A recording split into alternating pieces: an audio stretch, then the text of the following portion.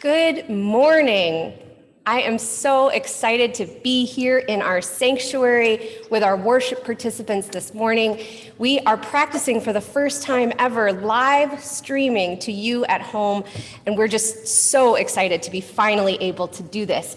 But I ask that you bear with us because this is the first time we've ever done it. So we need your patience, and we understand that there might be a few glitches or sound issues along the way. But Adam, our incredible AV tech, will be on it. He'll be working at it. And please just be patient. Thanks so much. So we hope you have a chalice or a candle at home so you can follow along with us.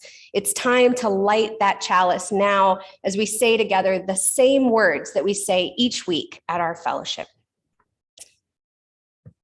We light this flame as a symbol of new life, enlightening our way, as a symbol of the warmth in every human heart. Let the lighting of this flame rekindle in us the inner light of hope, of peace, of love. May we share that light with all people.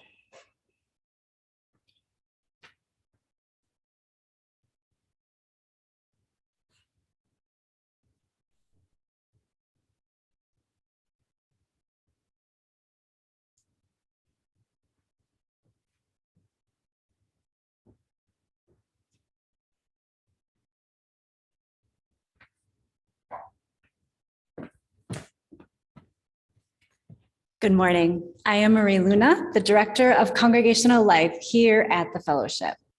If you are joining us from another Unitarian Universalist congregation, welcome.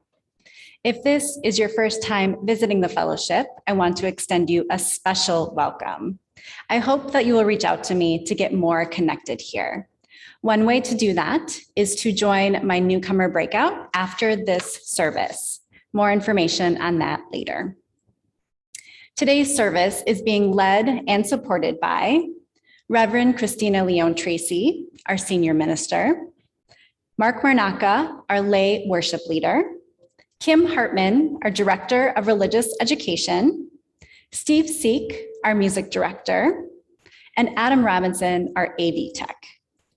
We also want to extend a special welcome and thank you to today's guest preacher, the Reverend Karon Sandberg. Reverend Karon is a retired hospice chaplain who also serves as our affiliated community minister. She spent this last year working on a book about the lessons that her patients have taught her about how to live more fully and how to die well. So far, retirement has held a lot of hiking and exploration of state parks. Now that the world is hopefully opening up, she intends for it to hold volunteer work and the happy joy of being with family and friends again. As Reverend Christina mentioned earlier, we are practicing with our new tech today for the very first time. This will allow us to live stream our services when we are back in person. So we thank you for your patience in any tech or sound glitches that may happen today. It is now time to settle in. Let's take a deep breath together.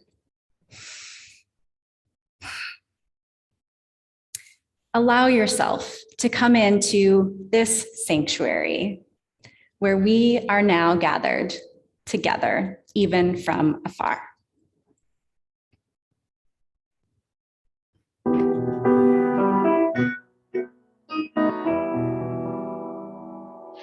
Return again, return again, return to the home of your soul. Return again, return again, return to the home of your soul. Return to who you are. Return to what you are, return to where you are, born and reborn again.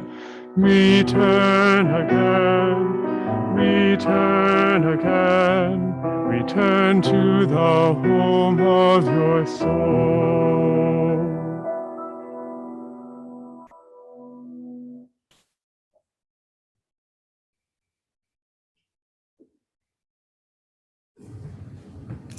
Good morning, everyone. Today, we're exploring the idea of awe. When we look at something or someone with awe, it means we're looking with respect and wonder. And it's because that we see that they are so amazing or special. And I think that we don't think about people often when we use the word awe. So let's do that today. You believe that all people are amazing and all people are special and that they should be looked upon with awe. So it's the Wonder Box time, and we've got the Wonder Box right here behind me. And if you'd like to take a guess at what you think is in the Wonder Box, go ahead and start typing it in the chat box right now. Wondering is an important Unitarian Universalist skill because it's a way of practicing being curious. And Unitarian Universalists stay curious for their whole lives. Are we ready to see what's in the Wonder Box?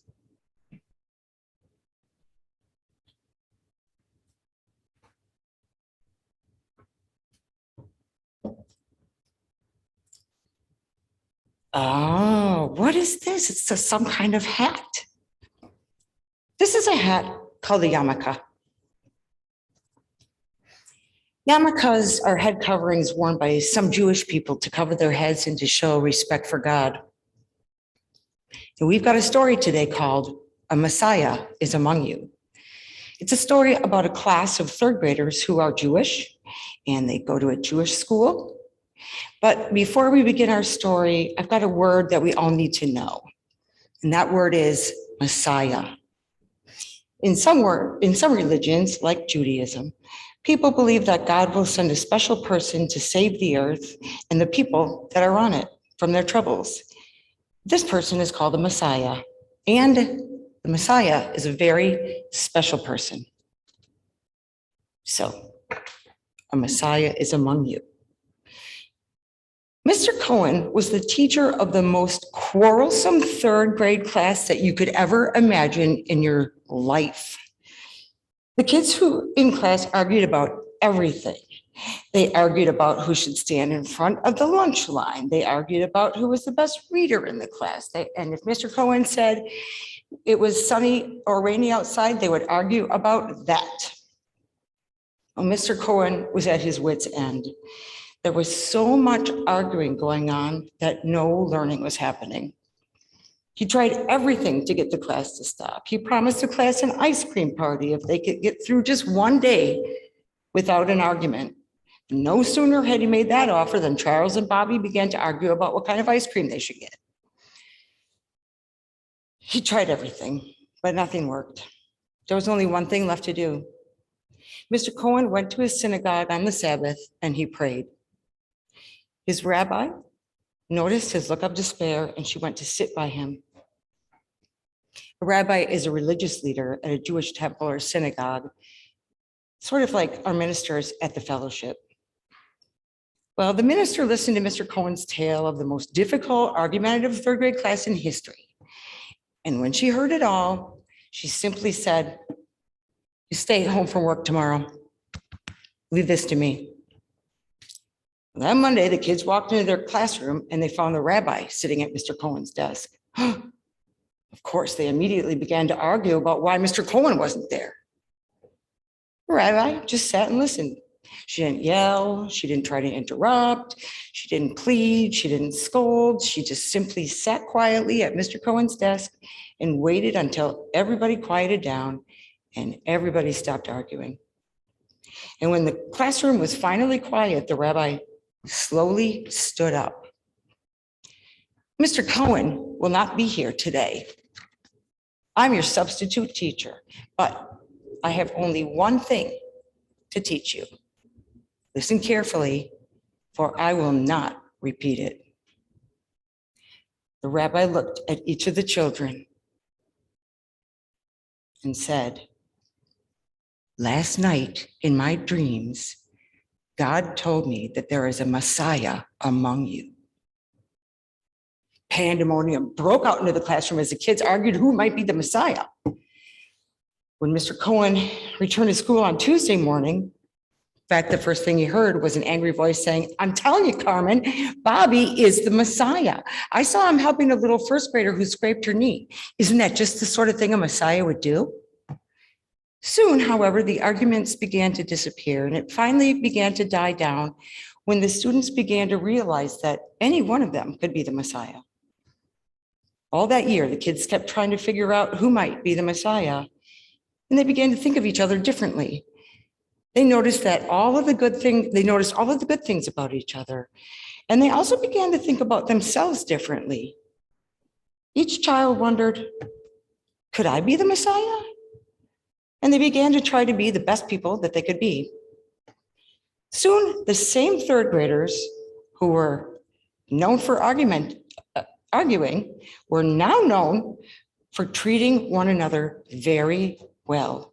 And at the end of the year, the kids in Mr. Cohen's class had learned a very important lesson, one that they would never forget. Everyone around you is special, and anyone could be a Messiah.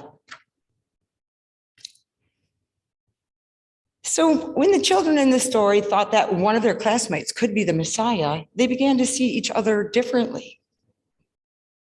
I wonder what would happen if we started looking at others in the same way that the children did, with respect and wonder, as amazing and special people.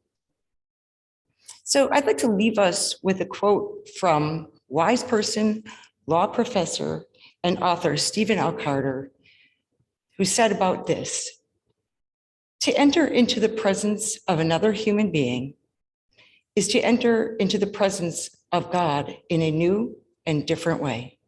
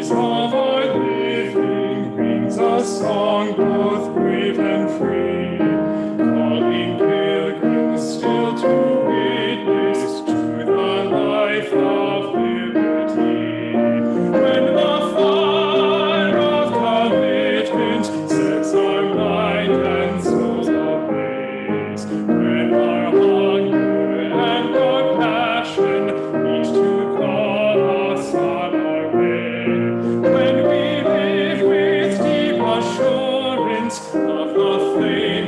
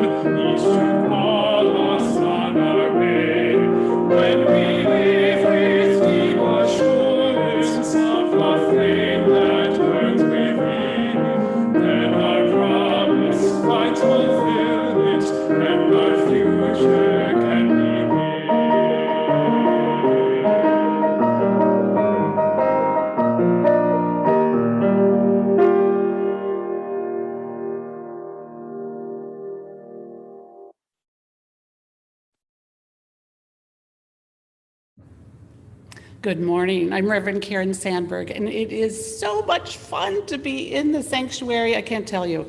I am really hopeful that this fall we will all be able to return here and worship together and be together. Our reading today comes from Ellen Bass, and it's called "The World Has Need of You." I can hardly imagine it as I walk to the lighthouse, feeling the ancient prayer of my arms swinging and counterpoint to my feet. Here I am, suspended between the sidewalk and twilight, the sky dimming so fast that it seems alive. And I wonder, what if you felt the invisible tug between you and everything? A boy on a bicycle rides by, his white shirt flaring behind him like wings. I know it's a hard time to be human. We know too much and we know too little. Does the breeze need us? The cliffs? The gulls? If you manage to do one good thing, the ocean doesn't seem to care. But then I remember when Newton's apple fell towards the earth ever so slightly fell towards the apple.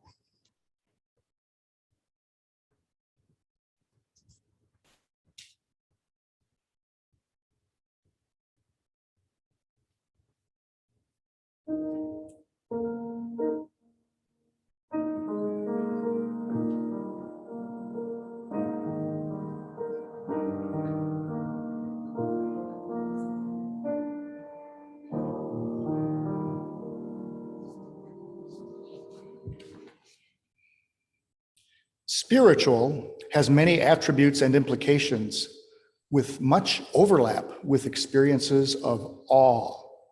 Awe may include elements suggestive of threat, such as fear, powerfulness, and grandeur, though also wonder, veneration, spectacularity, and magnificence. There is the implication of great size, impact, and the potential to be overwhelming. Awe also includes the magnifying effects of attention, mindfulness, and respect. Awe as an experience may emerge from the night sky and its challenging vastness, but such experiences can include the most finite and specific in the here and now. Perhaps the queen bee in the hive, or the night sky reflected on the still lake's surface, or the world of that lake's drop-off to the depths with its forests of weeds and its diverse denizens, or the first ripe black raspberry of the summer, or our granddaughter Ella's appreciation of fairies in the garden's tall flowers and small stones. The access to awe resides also in Mary Oliver's observations in her writing and her poetry. She says, I see something and look at it and look at it. I see myself going closer and closer just to see it better, as though to see its meaning out of its physical form. If you notice anything, it leads you to notice more and more its meaning out of its physical form. The dream of my life is to lie down by a slow river and stare at the light in the trees, to learn something by being nothing a little while, but the rich lens of attention. Awe may enter through that lens, bringing meaning, comfort, inspiration, and wonder.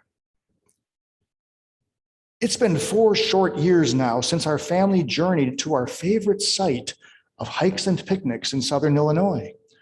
Already a regular pilgrimage some 20, 30 years ago when our children were young. But even more awesome in 2017, when we reclined over a wooded ravine, hearing distant thunder, just as the solar eclipse of 2017 began its progression to totality and the darkness that accompanies it. Other trips, pilgrimages to the Badlands, the Black Hills, the hills near Mount Shasta, all brought moments of sacred connections with other times and people, and the presence of awe. I can also find awe in the presence of the summer's monarch butterflies, whether in our gardens or those of the fellowship, and the magic of views from the escarpments of our region, and the small crystalline streams singing songs in tune with the stones and the flow. Music too has such power for awesomeness, as may the words of the people we love and through whom we have shared moments of awe. I hope I remember the paths and doors that bring me to the presence of awe and wonder, such as when our children were born against the backdrops of our busily evolving lives. I would also suggest that you hold open on your calendar April 8th of 2024, when there will be a total solar eclipse again in Southern Illinois and its beautiful countryside. You can also see it in Evansville, Bloomington, or Indianapolis, Indiana, if you wish. There will be a total eclipse in Northeast Wisconsin, but it's going to be a couple of years before the end of the century. So take your trip to Illinois now and be awestruck.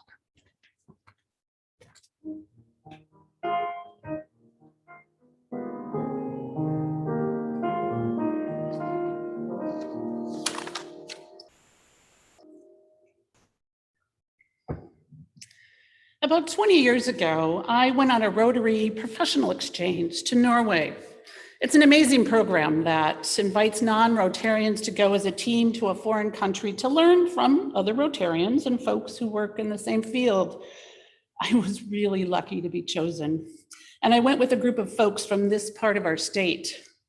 For 5 weeks, we spoke at Rotary meetings throughout Norway. We visited with people one-on-one. It was wonderful. We even had an audience with the king because he was a Rotarian. I made friends, but it was also kind of exhausting to be on 24/7. Twice during our 5-week stay, those kind and gentle Norwegians put our team up in a cabin far off in the mountains for a chance to unwind. The cabins we stayed in weren't connected to any electrical grid. Generators offered service for a few hours a day. Our summer evenings were lit by the glow of fires and candles. On the first night, our team gathered on the outside deck of the A-frame cabin. There was not another building or cabin in sight. Electric light was nowhere to be seen. The shadows of the mountains surrounded us, and we could feel their dark embrace. Looking up into the night sky, we saw a deepness and intensity of stars in that magnificent night sky that none of us had ever seen before. Most of us came from areas where city light blinded us from seeing anything more than the sky's biggest show-offs, like the Big Dipper or Mars or Orion, and of course the moon. There, the Milky Way laid like a heavy blanket on top of us, dense with stars that revealed an intense multi-layered dimension that I never knew floated above me. We grew quiet as we stared in speechless wonder. Suddenly, a shooting star raced across the sky and then suddenly petered out. In a few minutes, another and then another. I had never even seen a shooting star before, and that evening we counted at least 20. Our voices hushed, and then suddenly we would shout out, "There's another one!" Intoxicated by awe, we saw satellites moving methodically across the sky, embracing this intensity, this mystery. We breathed in and out, feeling alive, overwhelmed, and reverent, all at the same time. We were in awe. So, what exactly is awe? We've all experienced it at some times in our lives. Scientists say that awe is the feeling of being in the presence of something vast that transcends our understanding of the world. In early human history, awe was often experienced during sacred rituals, intense weather, or earthly related traumas. Folks imagining that earthquakes or tornadoes or storms were some sort of connection to the gods. Today, we understand the science behind such events, but still, we can be moved by their intensity when feelings of fear and amazement blend uniquely together. I personally love a good thunderstorm. Nothing is more mesmerizing to me than to be sitting outside under cover during a raging storm. The intense roaring thunder and blinding flashes of light are exactly the perfect mix of danger and wonder. But we also know that awe can be found in quieter moments. A spider web glistening with dew in the early morning sunlight can cause us to feel awe at its intricacy and beauty. Watching the changing deep orange to red and then purple sky that mesmerizes us at a sunset. The smile and sweet scent of a baby in our arms. These smaller, more daily moments can take our breath away as well, but for some reason we don't seem to seek them out as deeply and hold them in our minds. I suspect that any of you who have given birth or have even witnessed a birth are in awe of this event. I couldn't believe that my body knew how to do things that it had never done before.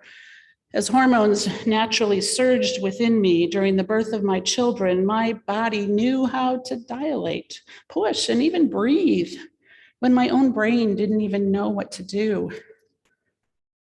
How is that possible? That our body has this ability and knowledge to function on its own without guidance and leadership from our brain, causing us to even forget the difficulties of birth as soon as that baby is laid upon our chest. It's a wonder to think of. A miracle, really. To all of you mothers who have lived this miracle, it still surprises me to think on it. To all of you who have lost a child or have struggled with fertility, I hold you too in light and love as well. The desire, the want, the challenges and awe of motherhood and fatherhood can be complicated and a heartfelt dance that can cause deep aches and unknown elation. Interestingly enough, scientists are taking a deeper look at awe and its properties and how it can influence our lives. Dr. Dratcher Keltner and Jonathan Haidt have created a lab at UC Berkeley to study this important but elusive feeling. Through their studies, they've recognized that feelings of awe actually bind us socially to other people. Their studies show that awe enables us to act more collaboratively and shows us ways to create stronger groups, and ultimately it improves our ability to even survive better. Let me share an interesting example. Keltner and Haidt staged a minor accident to see how people would respond. One was set up near the grounds of Berkeley's Museum of Paleontology, where a grove of exceptionally tall and beautiful eucalyptus trees stood. Some of the very same trees that inspired Emerson and Muir. Here in this beautiful and majestic space, they had participants just hang out. After about 20 minutes, they had staged someone to fall and drop books and pens. The others around this person raced to help. In a survey following the event, participants reported that just by being in that space, surrounded by those majestic trees, they reported feeling less entitled, less self-important.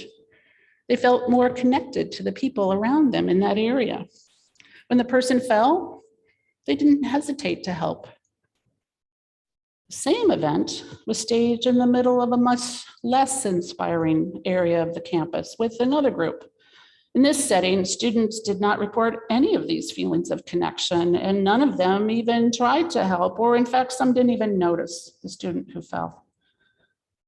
Other studies they have done reveal that being in the presence of vast things calls forth a more modest, less narcissistic self, which in turn creates a greater sense of kindness towards others. Keltner and Haidt studies have also shown that moments of awe stimulate and increase wonder and creativity. I personally find sitting on the shore of the ocean or one of the Great Lakes to calm me, but also inspire me, as being in the presence of that great body of water feels restorative.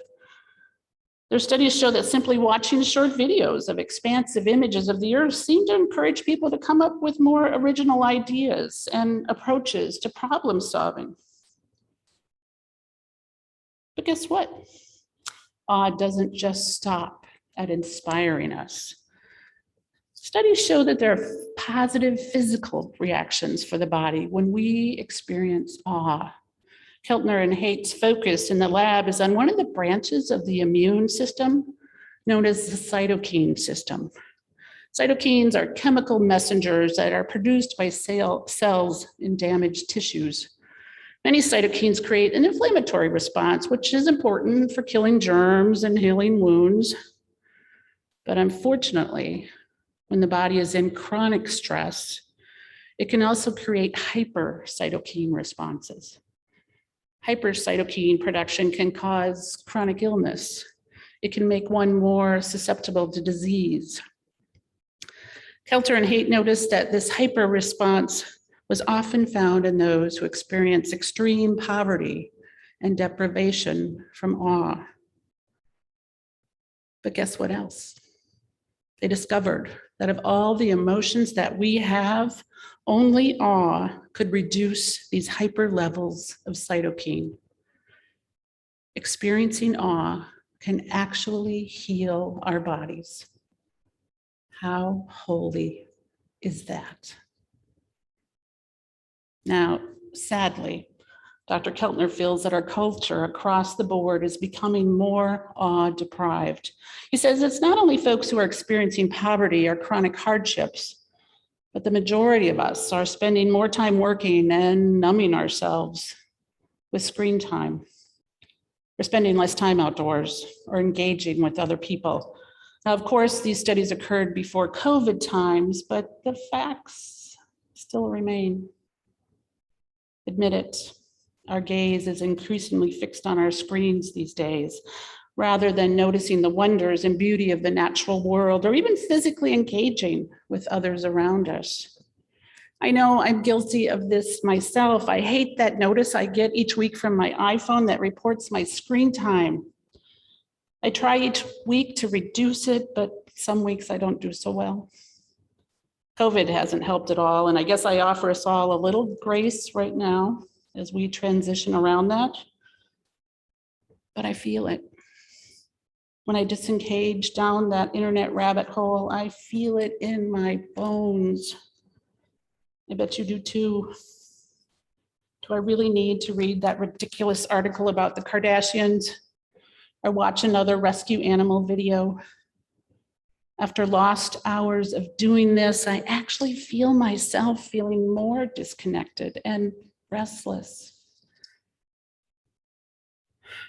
I like to spend some time thinking about intention, especially now that I'm retired. How do I really want to spend my time?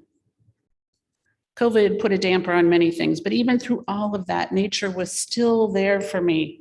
Nature still carried on with its beautiful beginnings and endings of seasons, unchanged by the pandemic that roared through the world.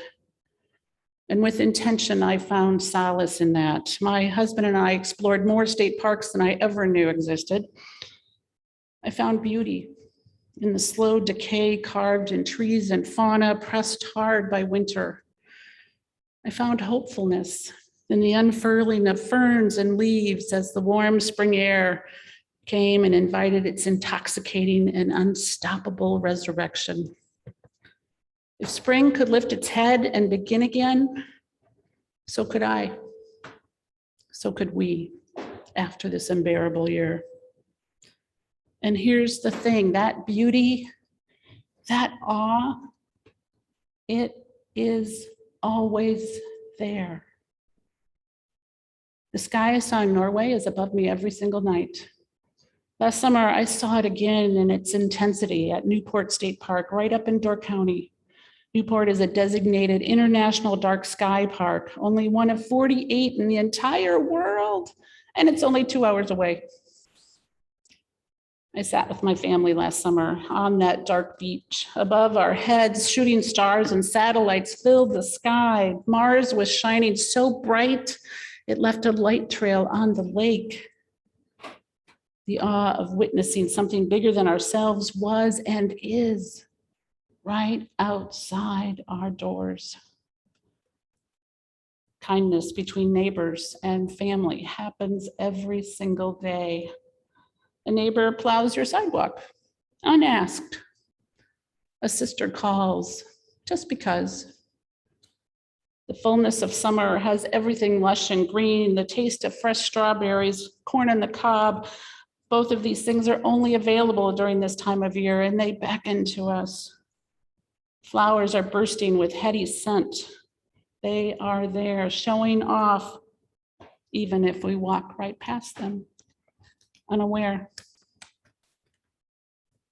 I belong to a group of UU ministers on Facebook, and I posted that I was working on a sermon about awe, and I asked folks to share a time when they had experienced awe in their own lives.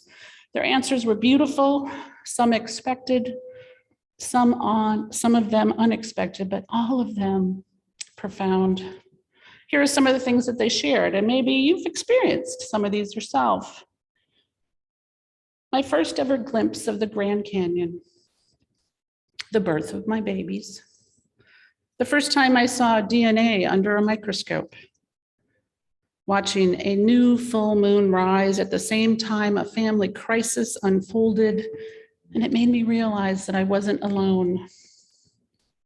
Sitting in St. Peter's Basilica in Rome and marveling that man had created such beauty, the natural beauty of the Rocky Mountains, catching the sight of a double rainbow, so bright in color.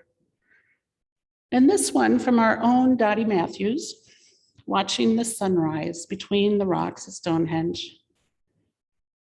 One that deeply touched my heart was this: being present at the final breath of a 4-year-old who died from cancer. Walking down the aisle, knowing I was marrying my best friend. And lastly, kind of my favorite, the everything bagel. You gotta admit, it's pretty awesome. I had a patient who lived to be 105. That alone is awe-inspiring, but he taught me something even more amazing. He had started using the word privilege in a very different way. When I was visiting, he would say, I had the privilege to hear a beautiful concert last night. He said he had the privilege to talk to his grandson every week. He had the privilege to watch the sunset one evening. I asked him about this use of the word. It seemed unusual. What did it mean for him? He paused and he said that he found such beauty and abundance in the world as he was coming into the last months of his life. He realized it was all such a gift, such a privilege to even participate, to be alive. He felt so much more appreciation for it. He vowed that he would not take a single moment for granted in his final days. In his final days. I've always said that my patients were teaching me. He was telling me, he's telling you, do not let this life and all these gifts go unnoticed. I choose to turn away, to look at my phone or to binge watch Netflix. I choose to keep my head down as I walk along the sidewalk, missing the natural beauty around me. I choose everything I do that keeps me from separating myself from the awe that surrounds me. Knowing this, I can, you can. We can all choose awe. Now I need to pause and admit that I stand before you with another kind of privilege. I am a well-educated, middle-class white woman who is now retired. I'm in a healthy relationship. My adult children are doing okay. I'm not facing illness, addictions, pressing mental health issues, or poverty. Those things are tough.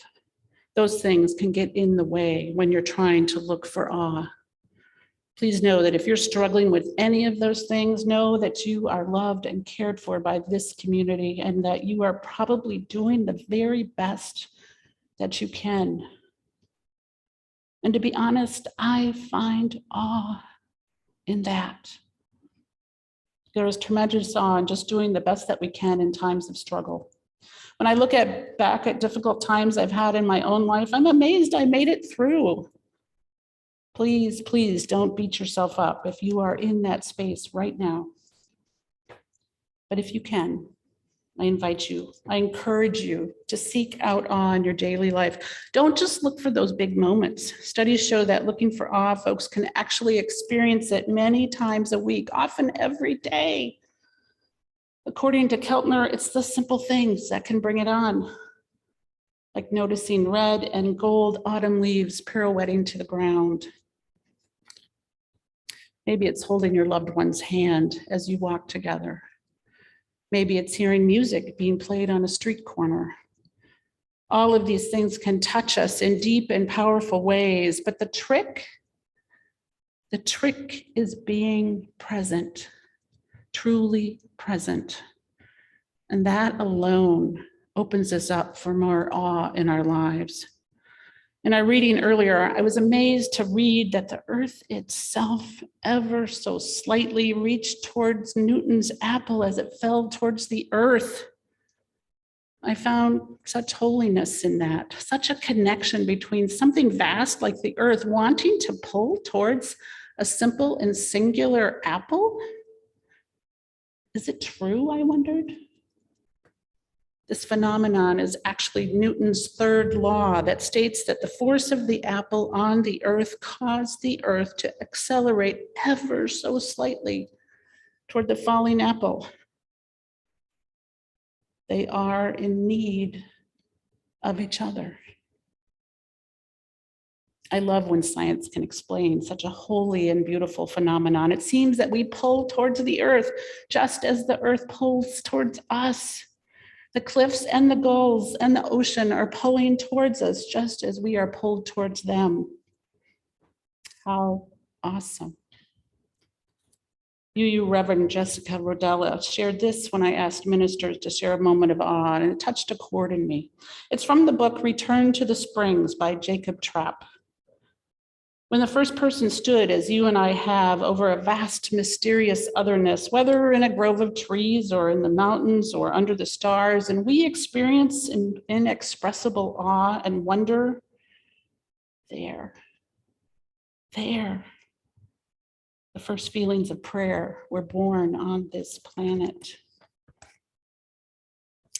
They are both eons ago and today. In these moments, we find a true theological experience, and we are creating a natural and primary kind of prayer. We've all felt that, haven't we? One of my favorite authors, Anne Lamott, identifies 3 types of prayer: help, thanks, and wow. When we step outside ourselves and fully see the beauty in a singular moment, such as the sticky kiss of a child, the soft mink-like fur of a new pussy willow, or the rhythmic trill of a red cardinal, it can take our breath away. And we feel that invisible tug between ourselves and everything. That feeling is definitely a wow. And we, science tells us, are better both mentally and physically for having witnessed these moments of awe.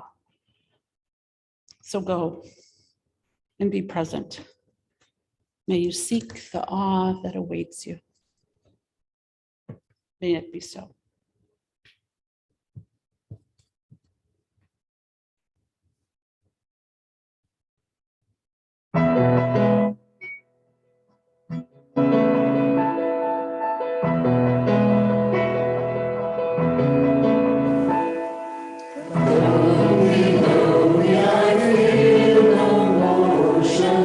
Standing on these mountains and plains, far away.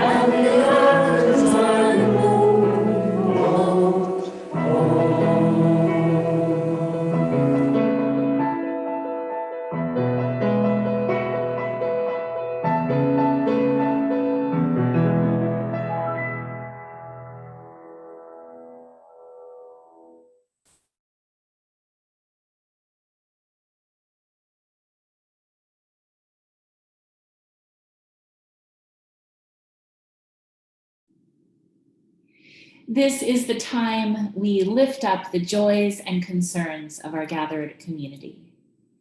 It is our practice and commitment to always think expansively about who is included in our embrace. And during virtual times, our reach is even wider, stretching across space and time in new ways. As we seek to know and care about our big circle, let us first settle into our own lives, whatever might be triumphant or tender within ourselves and our inner circles. May you become companion to yourself. If you would like to share whatever is on your mind and in your heart right now, whether it is your life news or a request to be held in intention or prayer, you can type your joy and concern into the chat box. If you'd like to be included in our weekly care email, you can email anyone on staff or fill out our website form. We'll drop a link into the chat now. After this service, a member of the care team will host a breakout room for anyone who might like to share more about their joy or concern, or simply be in conversation about how life is going these days. Care and connection are available during the week too. Please contact our office if you'd like a listening presence or some help accessing resources. And a minister or care team member will be in touch. As we give deep attention to ourselves, may it ripple out so that we can be present with each other. May this practice renew us again and again so that we might be able to offer and receive support and connection. May this silence help make it so.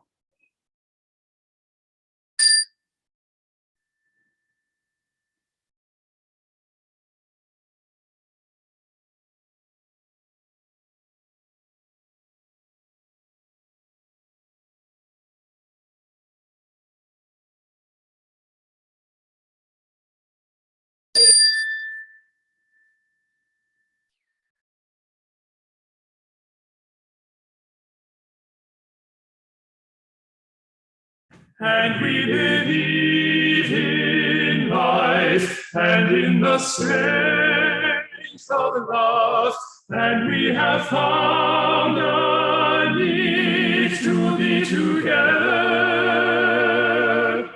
We have our hearts to give, we have our thoughts to receive, and we believe that sharing is an answer.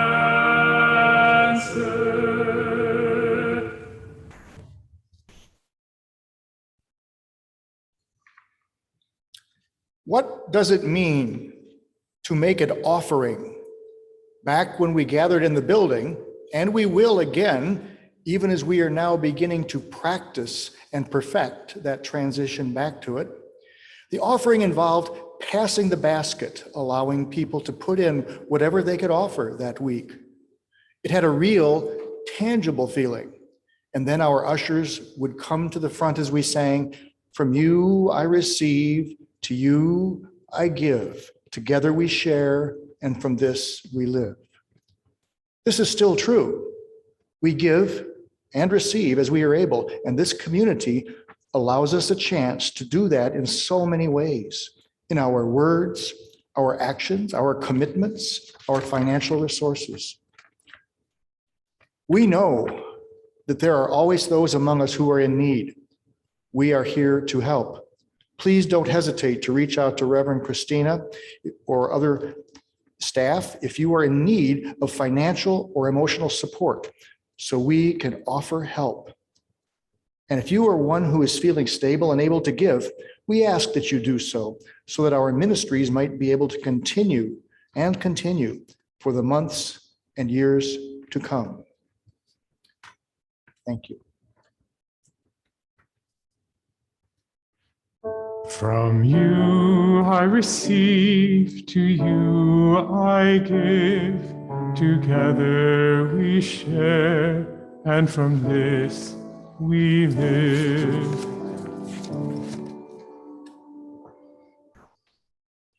We've come to the end of our service. And we'll extinguish our chalice flame, even as we still hold its light in our hearts. As we extinguish this flame, let us go our ways with hope in our hearts, with our spirits renewed, and with a deeper understanding of life's mystery. Let us carry the light of compassion and commitment to build a better world.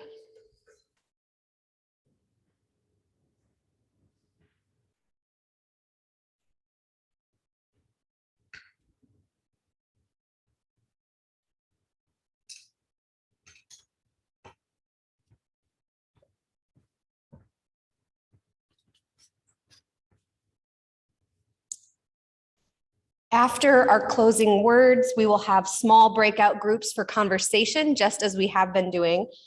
In a moment, we will hear a short postlude song.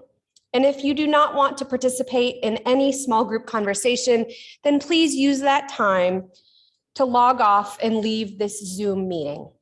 But if you choose to stay, you will be invited to choose your own breakout group on Zoom. One option will be to join our Director of Congregational Life, Marie Luna, in a special newcomer breakout room. Another option will be to share whatever is on your heart with a member of our care team. One group will be led by Reverend Karon and me about the themes of today's service. And one final group will just be for unmoderated chit chat. As always, if you're having any trouble joining any of those Zoom breakout groups, just stay put and we will get you sorted to the right group. With that, go in peace, knowing that we embrace each other, even now from a distance.